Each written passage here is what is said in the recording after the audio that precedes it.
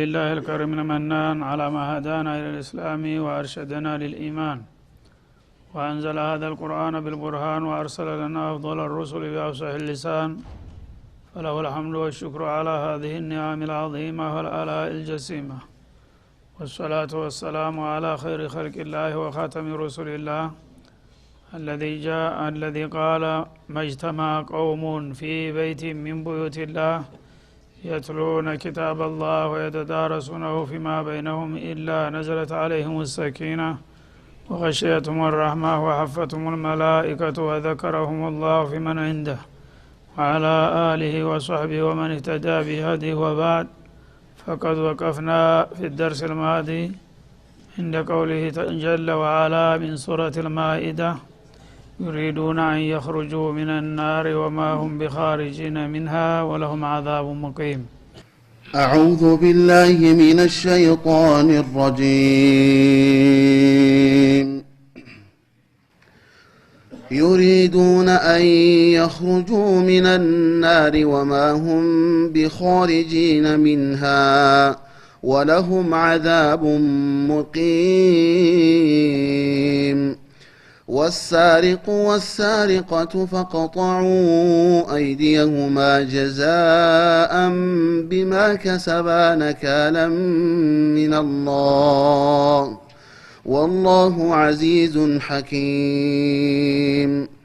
فمن تاب من بعد ظلمه وأصلح فإن الله يتوب عليه إن الله غفور رحيم.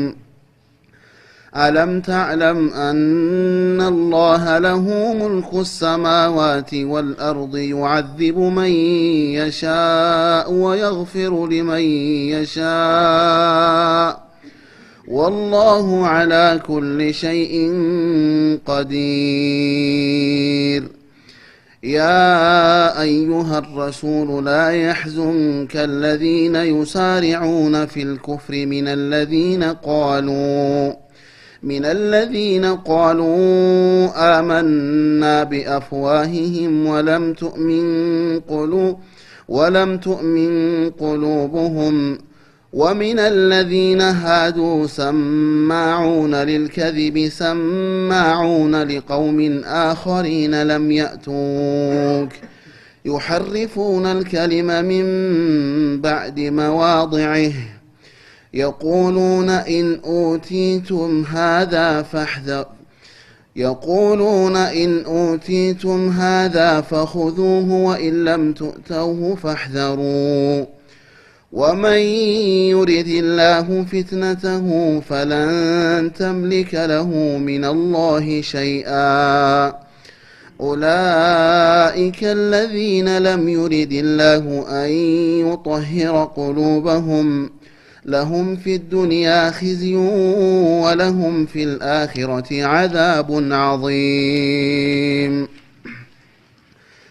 سماعون للكذب أكالون للسحت فإن جاءوك فاحكم بينهم أو أعرض عنهم وإن تعرض عنهم فلن يضروك شيئا وإن حكمت فاحكم بينهم بالقسط إن الله يحب المقسطين. وكيف يحكمونك وعندهم التوراة فيها حكم الله ثم يتولون من بعد ذلك وما أولئك بالمؤمنين. إنا أنزلنا التوراة فيها هدى ونور يحكم بها النبيون الذين أسلموا للذين هادوا والربانيون والأحبار بما استحفظوا من كتاب الله وكانوا عليه شهداء. فلا تخشوا الناس واخشوني ولا تشتروا بآياتي ثمنا قليلا ومن لم يحكم بما أنزل الله فأولئك هم الكافرون وكتبنا عليهم فيها أن النفس بالنفس والعين بالعين والأنف بالأنف والأذن بالأذن والسن بالسن والجروح قصاص فمن تصدق به فهو كفارة له ومن لم يحكم بما أنزل الله فأولئك هم الظالمون وقفينا على آثارهم بعيسى بن مريم مصدقا لما بين يديه من التوراة وآتيناه الإنجيل فيه هدى ونور ومصدقا لما بين يديه من التوراة وهدى وموعظة للمتقين وليحكم أهل الإنجيل بما أنزل الله فيه ومن لم يحكم بما أنزل الله فأولئك هم الفاسقون أعوذ بالله السميع العليم من الشيطان الرجيم يقول الله سبحانه وتعالى فاضحا أعداءه المجرمين اليهود والنصارى وبقية الكافرين إن الذين كفروا السابو بدن بسلال تأياز بألفو የተነሳንበት አያት ካለፈው አያት ጋራ ተዛምዶ አለው መነሻው ላይ ان الذين كفروا እነዚያ የካዱት የሚለው በመሰረቱ ጭራሽ ጌታ የለንም የሚሉት እንደ ኮሙኒስቶች እንዲሁም ደግሞ ጌታ አለን ብለው ሲያበቃ የጌታን መብት የካዱት ያዘዛቸውን የማይሰሩ የከለከላቸውን የማይከለከሉ የመከራቸውን የማይቀበሉት ሩሱሎችን የማይከተሉት ሌሎችንም አህለል ኪታብ ነን ያሉትንም ጨምሮ ان الذين كفروا እነዚያ የካዱት ይላቸዋል አላህ Subhanahu Wa Ta'ala ህይወታቸውን በክህደት ዓለም ካሳለፉ በኋላ የውመል ቂያማ የተደገሰላቸውን ቅጣት በሚያውበት ጊዜ የሚሰማቸውን ስሜት ይገልጻል ለው አነ ለሁም ማ ፊል አርድ ጀሚዓ በዚህ በዱንያ ላይ ከጌታቸው ርቀውና በክህደት ተዘፍቀው ከከረሙ በኋላ ነገ ውጤቱን በሚያውበት ጊዜ በዚህ በመድር ላይ የሞላ ንብረትና ጸጋ ሁሉ የእያንዳንዱ ግለሰብ ጥሪት ቢሆንለት ይላል እንግዲህ ለዱንያ ብለው ነውና ጌታን የካዱትና አኺራን የረሱት እነሱ እንደ ትልቅ ነገር አድርገው የመረጡትና የጓጉለት ነገር ምን ያህል ውዳቂ ዋጋቢስ መሆኑን ለመግለጽ ነው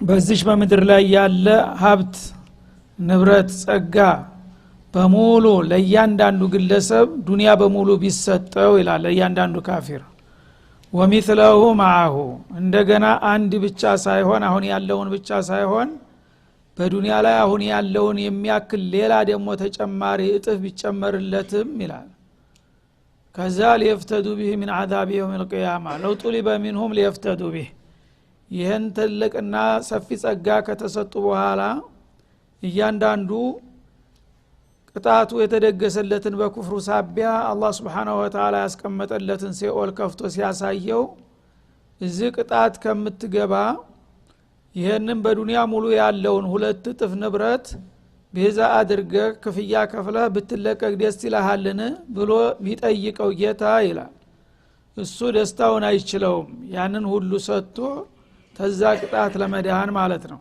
እውነት ሊደረግልኝ ነው ብሎ በጉጉት አዎን ይላል ግን ያን ሁሉ ገንዘብና ንብረት እንኳን ቢከፍል ማቱ ቁቢለ منهم ይላል አላህ Subhanahu Wa Ta'ala ከነሱ ቤዛቸው ተቀባይነት አይኖረውም እንግዲህ ዱንያን እዚህ ግባ ለማትባል ለተወሰነች ህይወት ለተወሰነች ጊዜ ለተወሰነ ጥቅም ብለው አኺራን የረሱና ቁም ነገሩን የዘነጉት ሁሉ ዱንያ በሙሉ ለእያንዳንዱ ሰው የግል ጥሪት ተደርጋ ተሰጣው እንደገና እጥፍ ተጨምሮለትም ጀሃነምን በሚያይበት ጊዜ ግን ይህን ሁሉ ሀብትህን ከፍለ ከዚህ ቅጣትና ሰቆቃ ብትድን ይሻላል ወይስ ተብሎ ይጠየቅ ወዳውኑ ሳያቅማማ በደስታ አዎን ለመስጠት ዝግጁ ነኝ ነበር የሚለው ይላል። ይስጥ እንጂ እኛ ደግሞ አንቀበልም። በዛ ሰዓት በህይወት በጤንነት ላይ ያለ ነበረ ኢማንን የተጠየቀው እንጂ አሁን በምንም ዋጋ ዱንያ በሙሉ ሁለት እጥፍም ቢሆን ኢማንን ሊተካ ስለማይችል ተቀባይነት አይኖረውም። በመሆኑም ወለሁም አዛቡን አሊም የሚያጋጥማቸው ውጤት በመጨረሻ አንገብጋቢና አሰቃቂ የሆነው የሲኦል ቅጣት ይሆናል ይላል ማለት ነው። እንግዲህ ዛሬ ሁላችን ህይወታችንን ሽጠን የምንሯሯጥላት ዱንያ ምን ያህል ዋጋ ቢስ መሆኗን ነው በዛ አያት በግልጽ የሚያስቀምጠው ማለት ነው። በሐዲስም አብራርተውታል ነብዩ አለይሂ ሰላቱ ወሰለም አንድ ካፊር የውመል ቂያማ በሚነሳበት ጊዜ ጌታ በዱንያ ሙሉ የሆነ ንብረት ያሳየዋል እና ይሄ ሁሉ ላንተ የግል ጥሪት ቢሆንልህና እንደገና ይሄን ያህል ቢጨመርልህ ከዚያም ጀሃነምን እንደገና ያሳየዋል። ከዛ ቅጣት ለመዳን ይሄን ሁሉ ገንዘብ ትከፍላለህ ወይ ተብሎ ብትጠየቅ ምን ትላለህ ሲለው በደስታ አዎን ከፍላለሁኝ ነው የሚለው። ያን ጊዜ ምን ይላል አላህ Subhanahu Wa Ta'ala ማአጅወደክ ይለዋል። ሲቀልድ ስለኖረ በቁም ነገሩ ይሳለቅበታል። ምን አይነት ቸርነህ ባክህ በዱንያ ሙሉ ያለውን ሀብት በቀላሉ ምንም እንኳን ሳትከራከር እሰጣለሁ ብለህ ፍቃደኛ ትሆናለህ እንዴ? ትናንትና ግን እንደዛ አልነበርክም። ከመቼ ወዲህ ነው የዚህ አይነት ቸርነት ያመጣኸው ይለዋል ማለት ነው። እኒ ሰአልቱ ጠለብቱ ሚንከ ፊል ሐያቲ ዱንያ አቀለ ወአخف من ذلك በዱንያ ህይወት ላይ ያለህ ተዚህ የቀለለ በጣም ትንሽ ምንም የማይከልፍ ነገር ብጠይቅህ እምቢ ብለህ ይቀርተህ ነበር። ዛሬ ግን በጣም የሚያጓጓ ይሄን ሁሉ ሀብት በቀላሉ ለመስጠት ዝግጁ ሆንክ ይለዋል። የዛ ጊዜ ረስቶታል እሱ ምንድነው በዱንያ ላይ ጠይቀህኝ እምቢ ያልኩት ቀላል ነገር ሲል ጠለብቱ ሚንከ አላ ትሽሪከ ቢሸአን ፈአበይተ ኢለ ሽርክ ይላል። በእኔ በጌታ ምንም ነገር አታጋራ ብዬ አስጠነቀንኩ አንተ ደግሞ ካላጋራው በስተቀር ካልካድኩ በስተቀር ብለህ ህይወት ግን በሙሉ በክደት አሳለፍክ በሽርክ ከረምክ። አሁን ግን ይሄን ሁሉ ሀብት በዱንያ ሙሉ ያለን ሀብት ሰጥቼ ተጀሃነም ነፃ ልውጣና ልለቀቅ ትላለህ ይለዋል። ከዛ በኋላ እንግዲህ ቁጭቱን እንዲለብስና ጣቱን እንዲነክስ ነው እንጂ ምንም ሊደረግለት የሚቻል ነገር የለም በዛ ሰዓት ማለት ነው። አሁን ግን በጤንነትና በህይወት ያለው ሰው ይሄንን ሰምቶ ራሱን እንደገና ወደ ኋላ መለስ ብሎ መገምገም ይኖርበታል። በተለይ በአቂዳ ላይ ያሉ ችግሮች የኩፍር የሽርክና የሽርክ ጸባይ ያለበት ሰው እህን ጊዜ አቋሙን ካላስተካከለ በስተቀር ይህ ነው ነገ የሚጠብቀው ነው የሚለው። እና እነዚህ ሰዎች እንግዲህ የፈለገውን ዋጋ ከፍለው ለመለቀቅ እንኳን ቢጥሩና ቢሞክሩ ተቀባይነት ስለማይገኝ አይሳካምና ይሪዱና ይخرጁ من النار ያወጡ በውሳኔው መሰረት ወደ ጀሃነም እንዲላካሉ። ጀሃነም ከገባን በኋላ ካሁን እንወጣለን እያሉ ተስፋቸው ይንጠለጠላል እና የመውጣት እንግዲህ እንፋሎቱ ወደ ላይ ይዟቸው እንደሚገነፍል እንትን ድስት ወደ ላይ ይዟቸው ይወጣል እየተንጫጩ። የዛ ጊዜ ወደ አፋፉ ወጣንና ተፈንጥረን እናርፋለን ብለው እንትን ሲሉ መልሶ እንደገና ወደ ታች ይዟቸው ይወርዳል። በዛ መልክ እነሱ ወደ ላይ ባነሳቸው ቁጥር ታውን ልንወጣ ነው እያሉ ይጓጓሉ ይሰበሰፋሉ።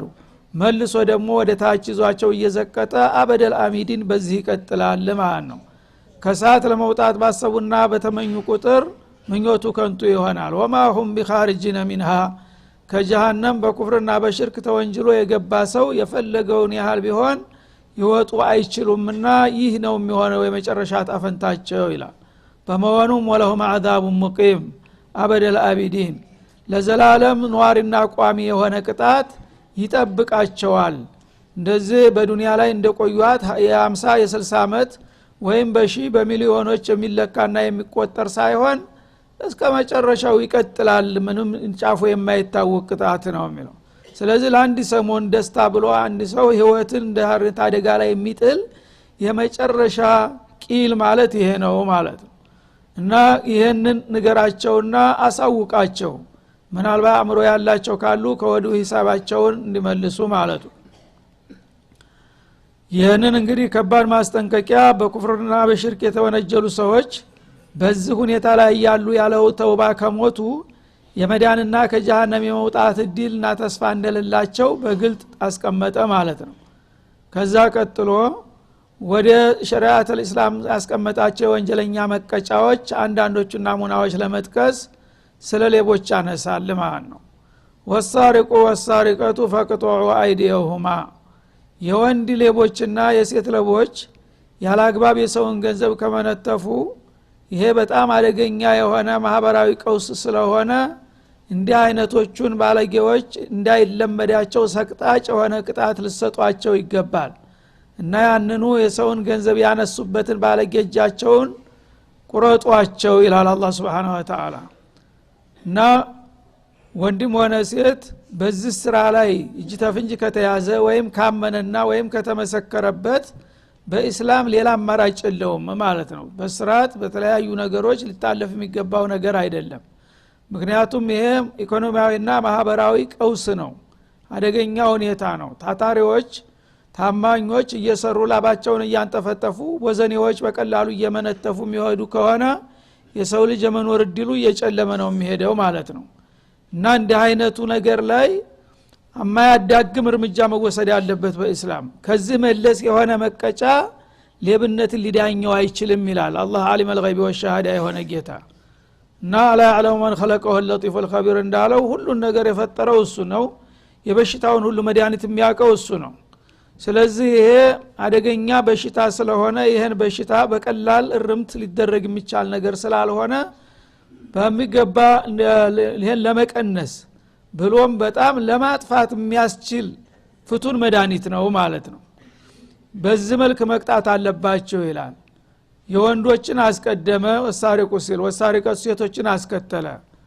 ይሄ ራሱ አላህ Subhanahu Wa Ta'ala ወንዶች በሌብነት ላይ ከፍተኛ ድርሻ ያላቸው መሆኑን ይጠቁማል ማለት ነው። ብዙ በሌብነት የሚሰማሩት ወንዶች ናቸው። ምክንያቱም ሌብነት ጉልበትን የሚጠይቅ ነገር ነው፣ ዘዴንም የሚጠይቅ ነገር ነው።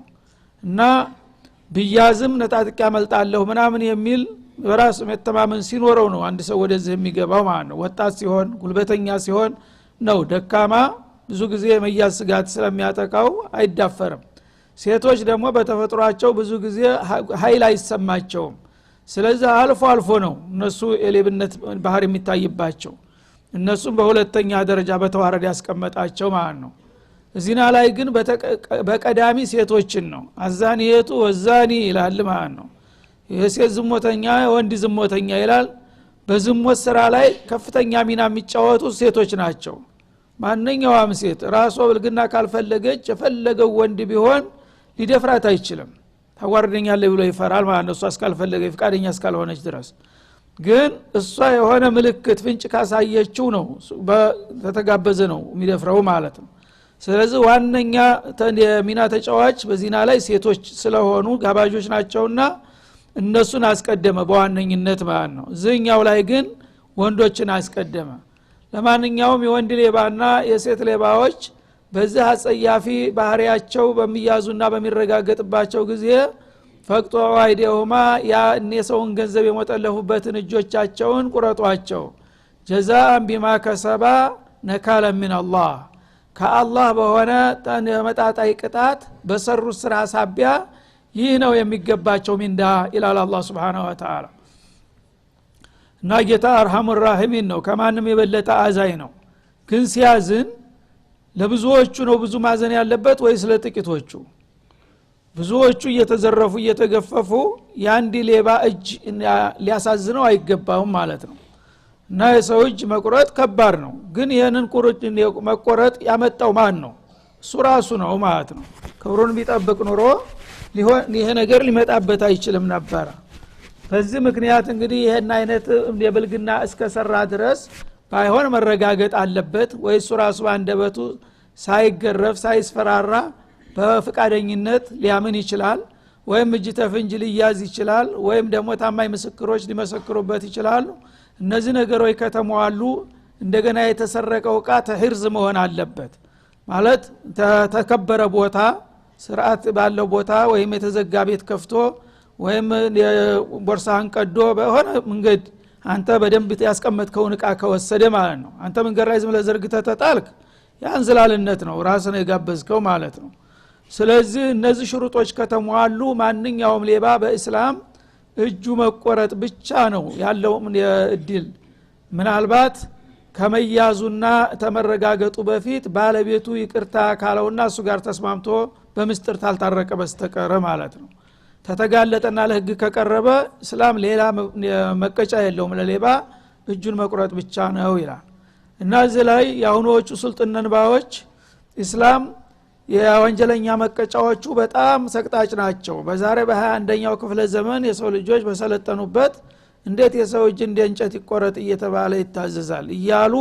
የሚያብጠለጥሉት አንደኛው ይሄ አያት ነው ማለት ነው እነሱ ከጌታ የበለጠ አዋቂ ለሰው አሳቢ ተቆርቋሪ ሆነው ማለት ነው እና አላህ Subhanahu Wa Ta'ala ሁሉንም የፈጠረው እሱ ነው የሁሉንም ተንኮልና ስራ የሚያውቀው እሱ ነው ማንኛውም ወንጀል ሲፈጸም ደግሞ ለማንኛውም ወንጀል ተመጣጣኝ መቀጫ ከሱ በላይ ማን ነው የሚያውቀው ምክንያቱም አንድ ወንጀለኛ ወንጀል ሰርቶ የሚቀጣው ለመበቀል ሳይሆን ያን ወንጀሉን እንዳይደግምና ሌሎችም ተመሳሳይ ባለጌዎች ያንን አይተው እንዳይከተሉት ማስጠንቀቂያ ለመስጠት ነው ግለሰብን ለመበደል አይደለም ይሄ ከሆነ ደግሞ ከዚህ የተሻለ አማራጭ የለም በተጅሪባ ራሱ በአለም በታሪክ የተረጋገጠ የተሞከረ ጉዳይ ነው ማለት ነው አሁን ሰልጥነናል በ20ኛው ክፍለ ዘመን እኛ እንዲህ አይነት መቀጫን ሰጥም የተወሰነ ጊዜ እስር ቤት እናቆየውና እርምት አድርገን መክረን አስተካክለን መልሰዋለን ይላሉ የታለ ሌባ የጠፋው የታለ ሌባ የተመለሰው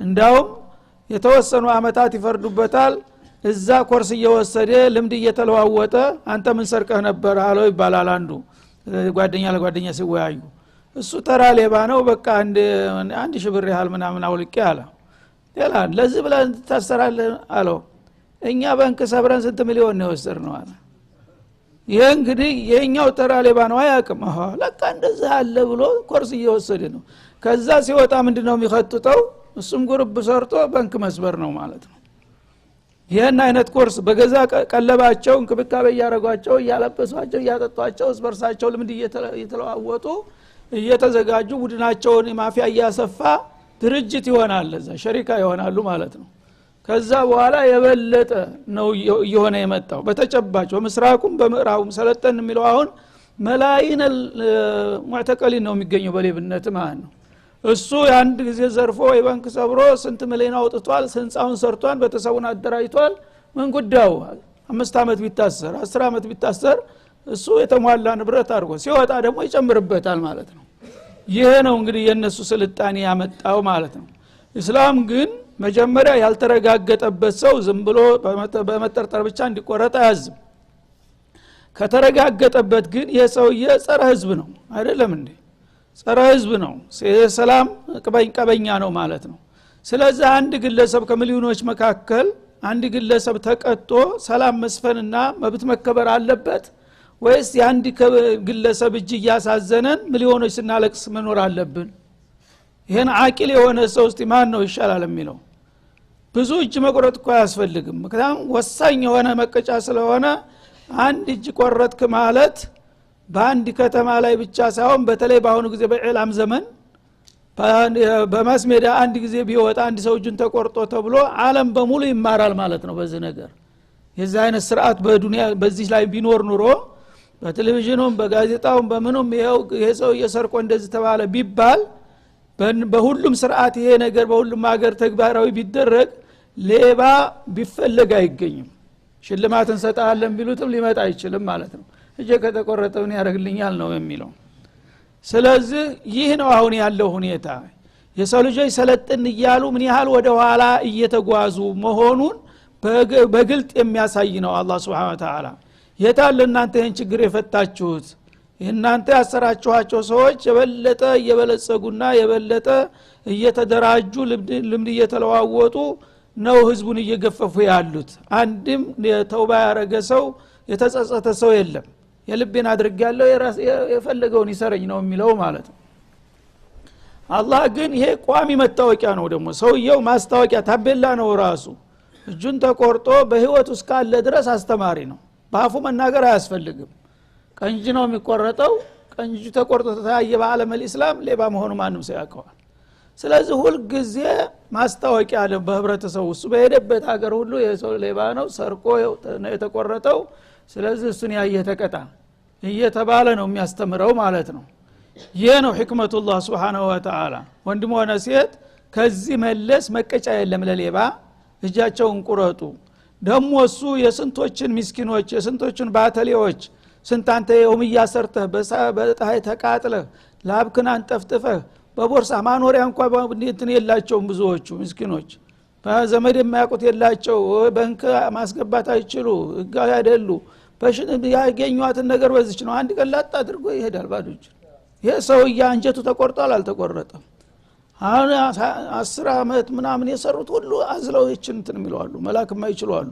ያን ግን አንድ ቀን ጓደኛ መስሎ ላጣ አድርጎ ይሄዳል ገሎትም ይወስዳል አንዳንዱ ደግሞ የባሰበት ስለዚህ እንዲህ አይነቱን ሰውዬ ነው ርህራሄ የሚደረግለት ወይስ ብዙሃኖቹ በሺህ የሚቆጠሩት ህዝቦች ናቸው ነው የሚለውና አቅል ላለው ሁሉ ይሄንን ራሳችሁ ፍረዱ እኔ ይሄን ወስኛለሁ እያለ ነው هذا وصلى الله وسلم على النبي وإلى اللقاء والسلام عليكم ورحمة الله